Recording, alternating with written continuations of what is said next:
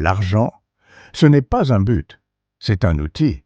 Et comme tout outil, soit tu le maîtrises, soit tu te blesses avec. Beaucoup veulent devenir riches, mais peu savent quoi faire de l'argent une fois qu'ils l'ont. Ils le dépensent, ils le montrent, ils l'éparpillent, puis ils se retrouvent au point de départ. Alors, la vraie question, ce n'est pas comment gagner de l'argent, c'est comment l'utiliser intelligemment. Premier, éduque-toi financièrement. Si tu ne comprends pas l'argent, tu vas toujours le perdre. Lis, apprends. Comprends ce qu'est un actif, une dette, un revenu passif. L'école ne t'a jamais appris ça. Mais c'est ce qui fait la différence entre travailler toute sa vie et vivre libre. 2. Investis avant de dépenser. Avant d'acheter des vêtements, une voiture ou un nouveau téléphone, pose-toi cette question. Est-ce que cet achat me rend plus riche ou plus pauvre? Les riches achètent des actifs, des choses qui leur rapportent de l'argent.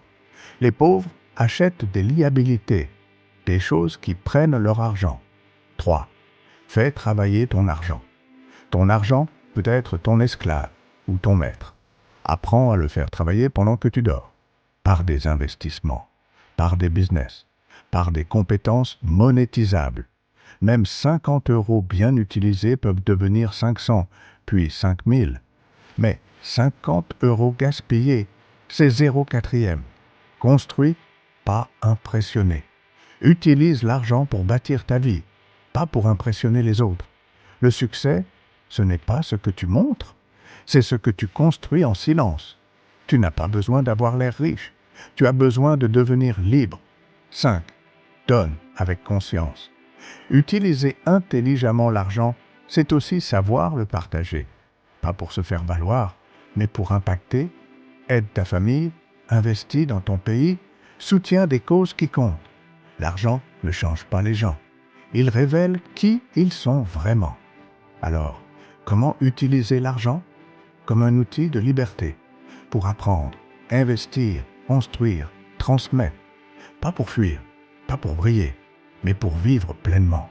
Parce qu'au final, l'argent n'a de sens que si tu sais pourquoi tu le veux et ce que tu en fais. Et si tu ne contrôles pas ton argent, un jour, c'est lui qui te contrôlera.